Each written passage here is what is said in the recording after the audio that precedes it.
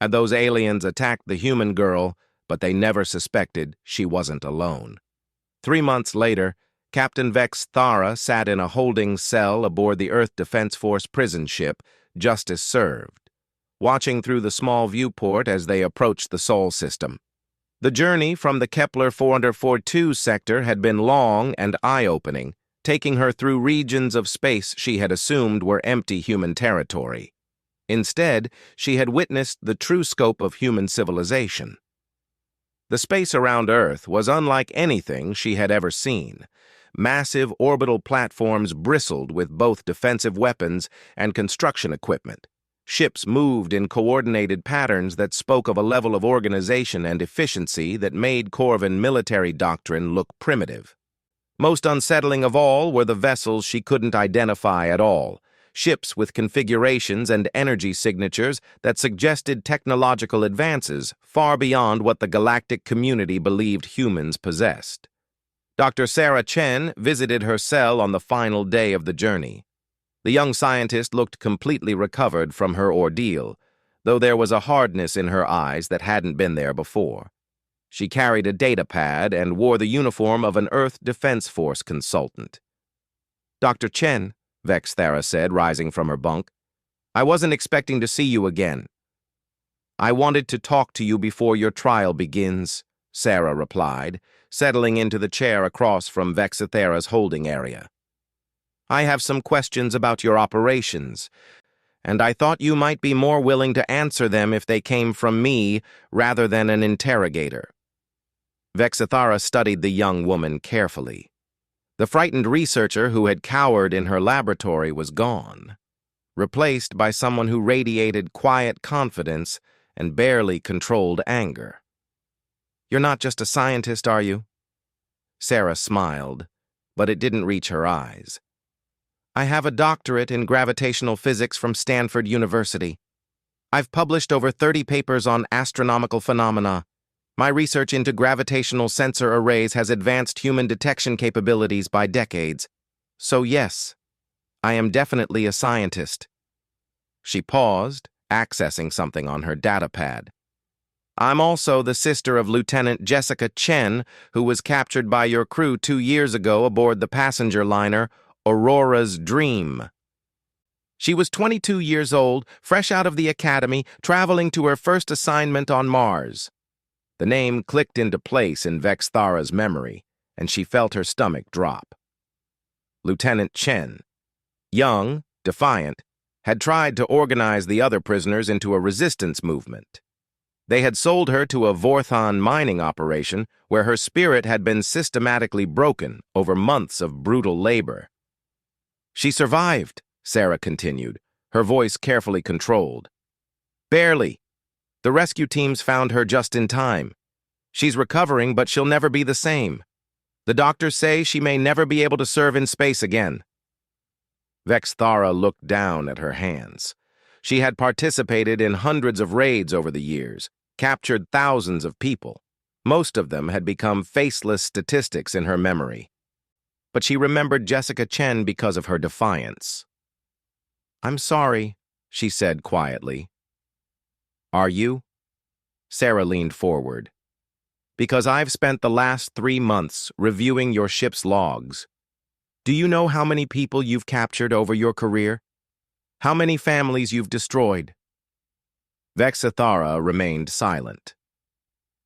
3,417 individuals, Sarah continued. "Men, women, children from dozens of different species. Most of them are still missing. We've only been able to locate about 30% of your victims." The scientist activated her data pad, showing images and files that Vex Thara recognized as records from her own ship. "What I want to know is whether you ever thought of them as people. Whether you ever considered what you were doing to them and their families." "It was business," Vex Thara replied, the words sounding hollow even to her. "It was how we survived." "Business." Sarah's voice was flat. "You destroyed thousands of lives for business." She stood up and walked to the small viewport, looking out at the approaching Earth. "Do you know what my real job is, Captain?" I'm part of a new organization called the Human Deep Intelligence Agency. We're tasked with understanding threats to human civilization and developing comprehensive responses to them. Sarah turned back to face Vex Thara. For the past 3 years, we've been studying every aspect of the pirate networks operating in our space. Their supply chains, their markets, their political connections, their technological capabilities. We've identified every major player, every corruption node, every weak point in their operations. She activated her datapad again, showing a complex network diagram that made Vex Thara's blood run cold. It was a complete map of the pirate economy in this sector of space, showing connections and relationships that even she hadn't been aware of. Operation Deep Hunt was just the first phase, Sarah continued. We've been simultaneously running similar operations in 43 different sectors. As of yesterday, we've captured or eliminated over 90% of the pirate fleets that have been targeting human shipping. The scope of what the humans had accomplished was staggering. They hadn't just responded to piracy, they had systematically dismantled the entire criminal infrastructure that supported it. But that's not enough, Sarah said, returning to her chair. Capturing pirates is like treating symptoms. We need to eliminate the disease itself.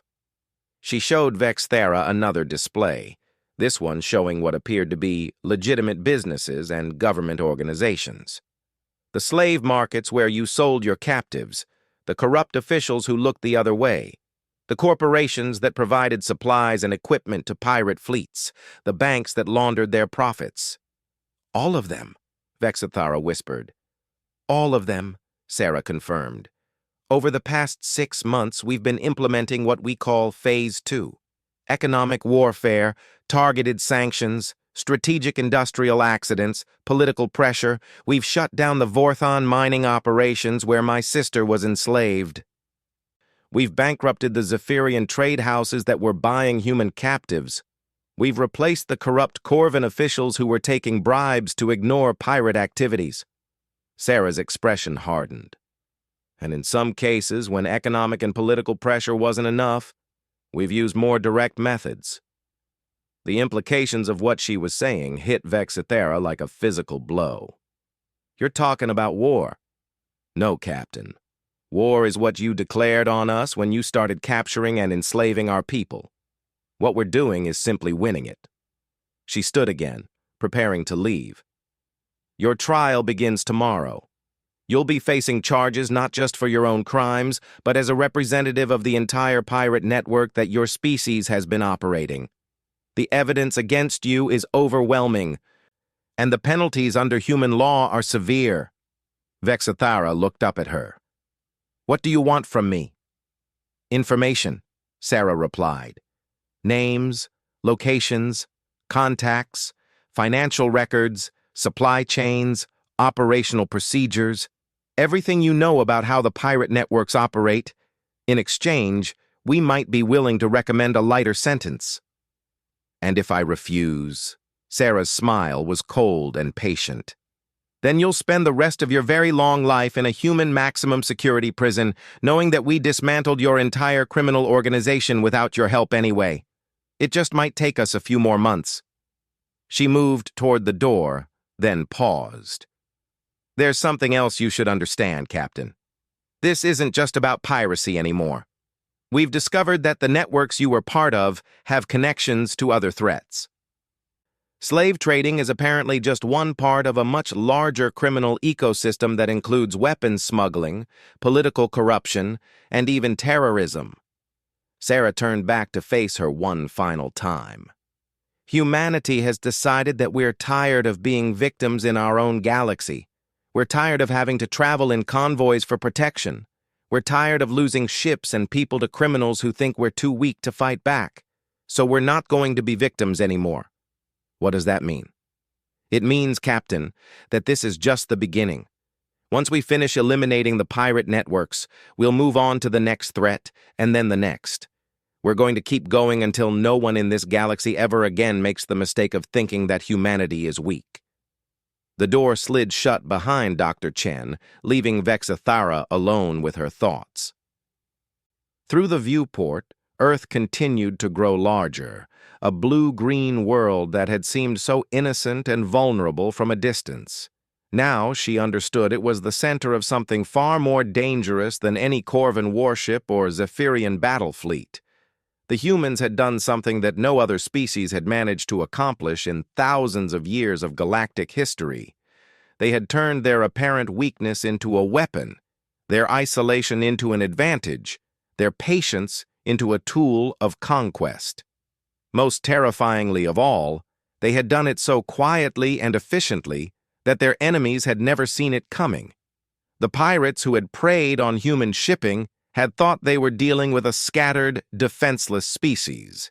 Instead, they had been fighting the opening moves of a campaign that had been planned and prepared with a level of strategic thinking that made traditional military doctrine obsolete. Vexithara closed her eyes and tried to imagine what the galaxy would look like when humanity was finished reshaping it. She had a feeling that the era of small, predatory species picking off isolated victims was coming to an end. In its place would come something else, something organized and patient and utterly relentless in pursuit of its goals. When she opened her eyes again, Earth filled her entire field of view, and she could see the massive defense platforms that surrounded it like a mechanical constellation. Each one was larger than the biggest Corvan warship, and there were dozens of them. This was what humanity looked like when it stopped pretending to be helpless. For the first time in her adult life, Captain Vexithara was genuinely afraid. Not just for herself, but for every species in the galaxy that had made the mistake of underestimating the quiet, patient hunters from Earth. They had learned too late that sometimes the most dangerous predators were the ones who let you think you were hunting them, right up until the moment you realized you had walked into their trap. The age of easy prey was over. The age of humanity had begun. The Earth Defense Force Marines who boarded the Meridian's edge moved with a precision that made Vexithara's own boarding party look like amateurs. They wore powered armor that hummed with barely contained energy, and their weapons were clearly far more advanced than the standard equipment she had expected from humans. Within minutes, her entire crew was secured, and Dr. Chen was safely transferred to the medical bay of the Prometheus. Admiral Morrison herself came aboard to oversee the operation, and Vexithara got her first close look at the human who had orchestrated her downfall. The Admiral was a woman in her 50s, with steel-gray hair and the kind of weathered face that spoke of decades of military service. What struck Vexithara most, however, were her eyes. They held the cold calculation of someone who had seen far too much and was prepared to do whatever was necessary to protect her people. "Captain Vexithara," Admiral Morrison said as she entered the bridge, "you and your crew are under arrest for piracy, kidnapping, and trafficking of sentient beings. You'll be transferred to Earth space for trial." Vexithara's mandibles clicked in confusion. "Admiral, with respect, humans have no legal authority over Corvan citizens. Even if we had committed crimes, which I dispute, this matter should be handled by Corvan courts." Admiral Morrison smiled, but there was no warmth in it. "That might have been true 6 months ago, Captain, but circumstances have changed significantly since then." She gestured to one of her officers, who activated a holographic display showing a detailed star map of the local sector. Vexithara gasped as she saw the truth laid out before her. What she had assumed was empty space was actually filled with human ships, dozens of them, positioned at strategic points throughout the sector, all hidden by some kind of advanced stealth technology. "You see, Captain, Dr. Chen wasn't conducting random research in this asteroid field. She was testing a new type of gravitational sensor array that we've been developing specifically to detect cloaked vessels like yours.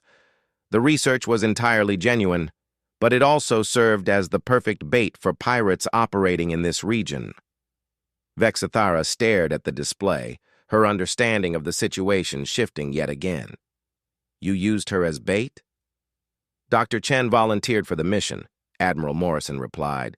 She lost her younger sister to pirates 3 years ago. A Corvin ship, as it happens.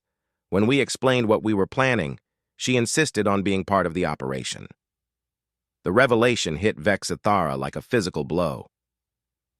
The seemingly helpless human scientist hadn't just been random bait. She had been specifically chosen, specifically motivated, and specifically prepared for this exact scenario. The humans hadn't stumbled into this trap. They had engineered it from the beginning. The quantum transmitter we detected, Vexithara said slowly, it wasn't a distress beacon. No. It was a continuous location and status signal, encrypted and transmitted on a frequency that most species can't even detect. We've been watching you since the moment you entered this system. We knew you would target Dr. Chen the instant you saw her. Admiral Morrison walked to the viewport, looking out at the asteroid field where this had all begun. You see, Captain, we've been studying your kind for a very long time. We know how you hunt. We know what you look for. We know that you prefer isolated targets who appear helpless and alone. Vexithara felt a chill run down her spine. How long have you been watching us? Your ship specifically? 6 months, as I mentioned. But we've been tracking Corvin pirate operations for over 3 years now, ever since we discovered what happened to the passengers of the merchant vessel Aurora's Dream. The name meant nothing to Vexithara immediately, but she saw her navigator's face pale. The Aurora's Dream had been one of their most profitable captures, a passenger liner that had been carrying over 200 civilians. They had sold the survivors to various buyers throughout the Outer Rim systems.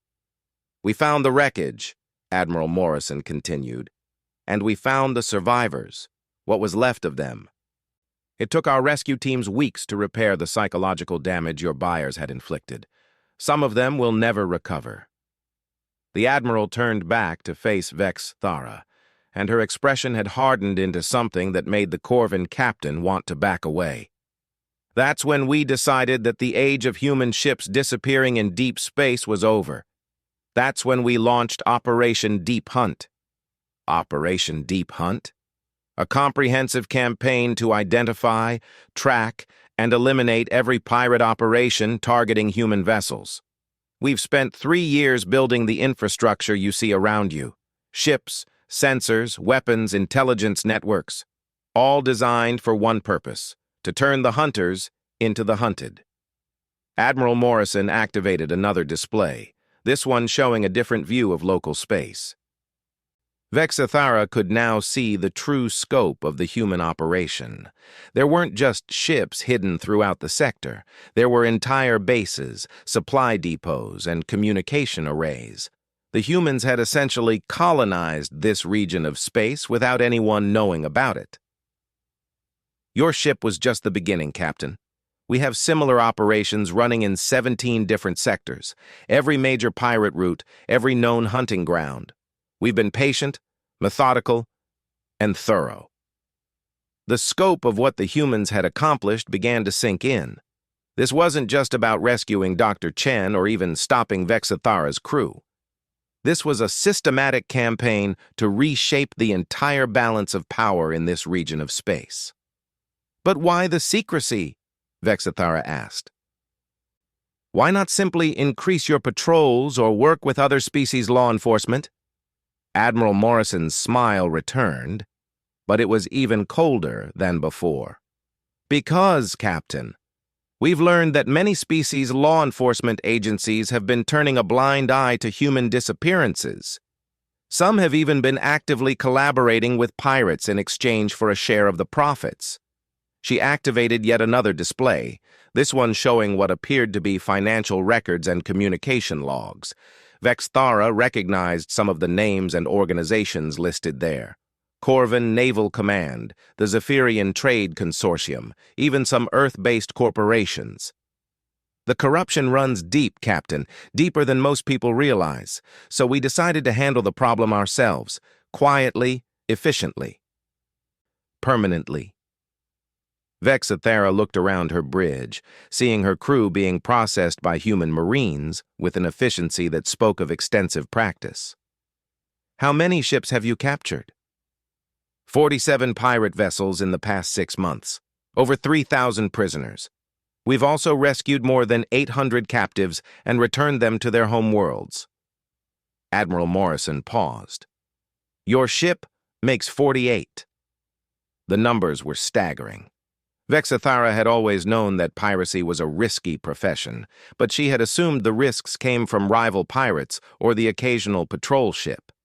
The idea that an entire species had organized a systematic hunting campaign against them was terrifying. "What happens now?" "Now, Captain, you and your crew will be transported to Earth space to face trial for your crimes. If convicted, you'll spend the rest of your lives in prison. Your ship will be stripped of anything useful and then destroyed." Admiral Morrison gestured toward the viewport, where Dr. Chen's small research vessel could be seen docked with the Prometheus. Dr. Chen, meanwhile, will recover from her ordeal and return to her research. She'll probably publish several papers on the gravitational anomalies she discovered here. The scientific community will be very interested in her findings. "And the other operations?" Vexathera asked. "The 17 sectors you mentioned? They'll continue until we've eliminated every pirate threat to human shipping in this entire region of space. We estimate it will take another 2 years to complete the campaign." The Admiral turned to leave, then paused at the bridge entrance. "You know, Captain, your kind made a critical error in how you viewed humanity. You saw us as weak because we seemed to travel alone, because our ships appeared lightly armed, because we didn't immediately retaliate when attacked. You mistook patience for weakness and planning for fear." She looked back at Vexathera with an expression that would haunt the Corvan captain for the rest of her life. "You never considered the possibility that we were allowing you to hunt us because we were hunting you right back. You never suspected that every time you attacked a human ship, you were being watched, tracked, and studied. You thought you were predators, Captain. You were actually prey." As Admiral Morrison left the bridge, Vexathera slumped in her command chair, the full weight of her situation finally settling in. She had spent 20 years believing she was one of the most dangerous hunters in this region of space. Now she realized she had been nothing more than a fish swimming directly into a net that had been carefully prepared just for her. The worst part was the certainty that this was just the beginning. If the humans had organized something this comprehensive in response to piracy, what else might they be planning? What other threats had they identified and quietly begun preparing to eliminate? As the Meridian's edge was towed toward the human fleet, Vexathera found herself wondering if her entire species had fundamentally misunderstood humanity. If they had mistaken a patient, methodical approach to problem-solving for simple passivity. If they had assumed that a species that preferred to work alone was actually incapable of working together. Through the viewport, she could see Dr. Chen's research vessel being carefully examined by human technicians. Such a small, innocent-looking ship. Such a young, vulnerable-looking woman. Such an effective trap that had drawn in one of the most experienced pirate captains in known space. Vexathera closed her eyes and tried not to think about how many other traps might already be set, waiting for the next predator to discover that they had made the mistake of hunting humanity. The transport ship, Meridian's Edge, drifted silently through the asteroid field of the Kepler 442 system, its hull scarred from countless hyperspace jumps. Captain Vexathera clicked her mandibles in satisfaction as she studied the scanner readings. Another perfect hunting ground, far from any major shipping lanes or patrol routes.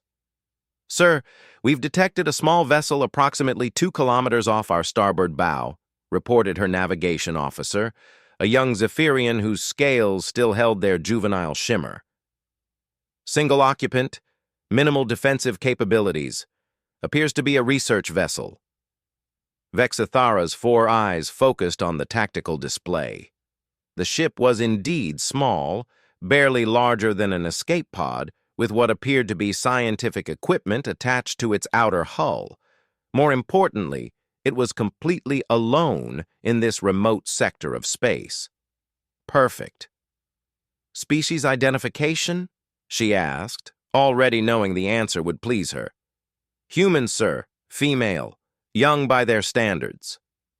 A predatory smile spread across Vexithara's chitinous face. Humans were becoming quite valuable in the outer rim slave markets. They were durable, adaptable, and their emotional responses to trauma made them particularly sought after by certain clientele.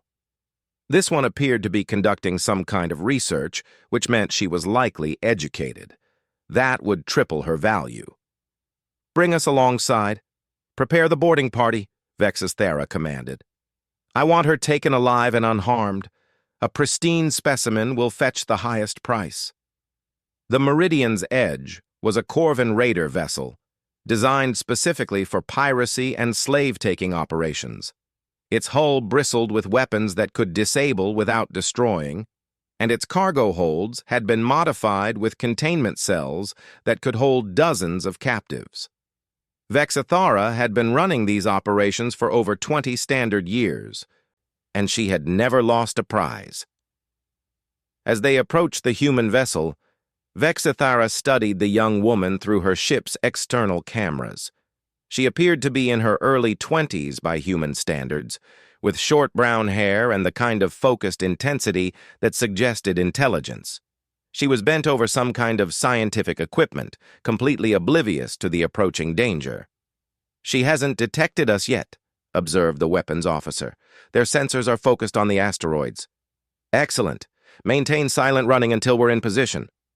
The human girl finally looked up from her work just as the Meridian's Edge decloaked directly beside her tiny vessel. Vexithara watched with amusement as the girl's eyes widened in shock and terror. She scrambled toward what was presumably her communications console, but it was already too late. Jamming her distress signals now, reported the communications officer. She won't be calling for help. Vexithara activated the external communication system. Her voice echoed through space in the human's language, which she had learned specifically for operations like this.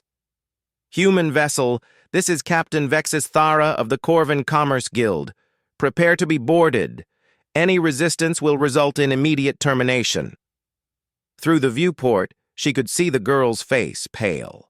The young woman was frantically working at her console, but Vexithara knew it was useless. Human technology was primitive compared to Corvan systems. There was nowhere to run and no way to call for help. Docking clamps engaged, announced the boarding officer. Ready to breach on your command. Proceed. Remember, I want her alive. The boarding party consisted of 6 Corvan warriors, each standing over 7 feet tall and equipped with advanced stun weapons. They moved with practiced efficiency, cutting through the airlock of the human vessel in under 30 seconds. Vexithara watched through their helmet cameras as they stormed into the small research ship. The human girl had barricaded herself in what appeared to be the ship's tiny laboratory. She was holding some kind of scientific instrument like a weapon, though they both knew it would be useless against Corvan armor. Her voice came through the communication system, shaking but defiant. Stay back. I'm Dr. Sarah Chen of the Earth Science Consortium. This is neutral space, and you have no right to— I have every right that my weapons give me, Vexithara interrupted. You're a long way from Earth, little human. No one is coming to save you. The boarding party began cutting through the laboratory's reinforced door. Dr. Chen backed against the far wall, still clutching her improvised weapon. Vexithara had to admire the girl's spirit, even as she pitied her naivety.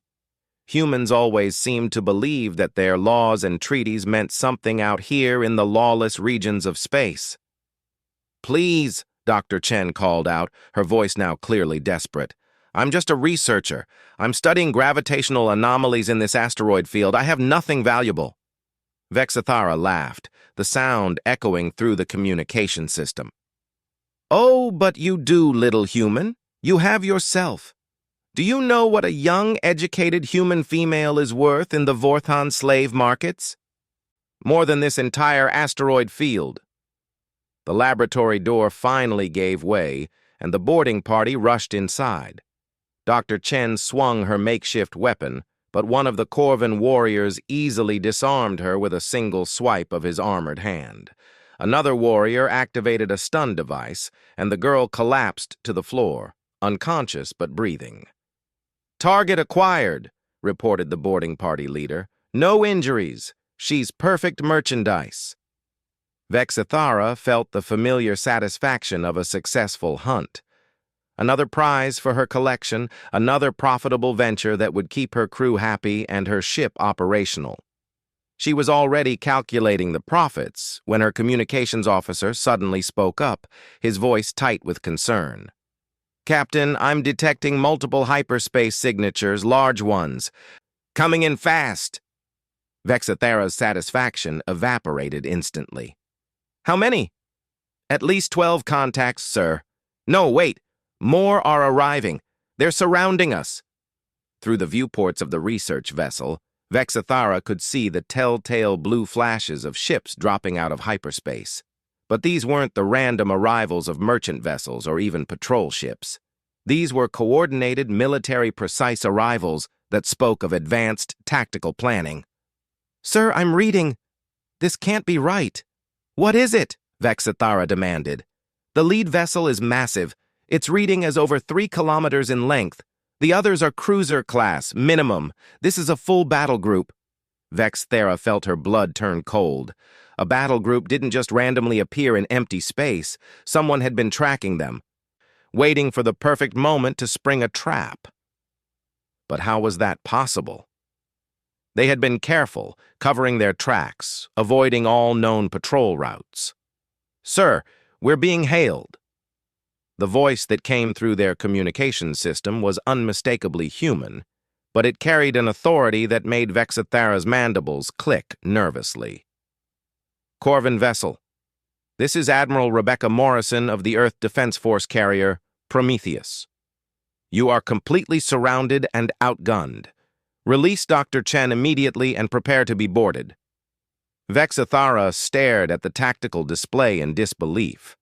Somehow, impossibly, a full Earth Defense Force battle group had appeared as if from nowhere. The lead ship was indeed massive, easily dwarfing her own vessel, and the cruisers surrounding them carried enough firepower to reduce the Meridian's edge to atoms in seconds. "How did they find us?" she whispered. Her navigation officer was frantically checking his instruments. "Sir, I don't understand. There were no ships in this system when we arrived. Our sensors would have detected them." Admiral Morrison's voice came through again, calm, but with an underlying edge of deadly intent. "You have 30 seconds to comply, Captain Vexithara. Release Dr. Chen, lower your shields, and prepare to surrender. This is your only warning." Vexithara looked around her bridge at the faces of her crew. They were all thinking the same thing she was. How had a lone human researcher managed to summon a battle group to the middle of nowhere? It was impossible unless... "Sir," her communications officer said quietly, "I'm detecting some kind of quantum signature from the human's vessel. It's very subtle, but it's been transmitting continuously since before we arrived." The pieces began falling into place in Vexithara's mind, and she didn't like the picture they formed. Dr. Sarah Chen wasn't just a random researcher who had wandered into their trap. She was the trap. The question was whether she was bait who knew she was bait, or if something far more sophisticated was happening here. 20 seconds, Captain," Admiral Morrison announced. Vexithara looked at the unconscious human girl being carried by her boarding party. Such a small, fragile-looking creature. Yet somehow, this single human had just turned what should have been a routine slave-taking operation into a potential death sentence for her and her entire crew. She activated her communication system. Admiral Morrison, we appear to have a misunderstanding. We were simply investigating this vessel for signs of distress. We meant no harm to Dr. Chen. The Admiral's laugh was cold and humorless. Captain, we've been monitoring your ship for the past 6 months. We know exactly what you and your crew do to the people you capture. There will be no negotiations. 10 seconds. 6 months. They had been tracking her ship for 6 months without her knowledge. That level of surveillance suggested resources and technology far beyond what Vexithara had believed humans possessed. More importantly, it suggested a level of patience and planning that spoke to a much larger operation than just rescuing one scientist. "Sir, what are your orders?" asked her weapons officer. Vexithara looked at the tactical display again. Even if they ran, even if they somehow escaped this trap, the humans clearly had capabilities she had never imagined. This wasn't just about Dr. Chen anymore. This was about everything she thought she knew about humanity being completely, dangerously wrong.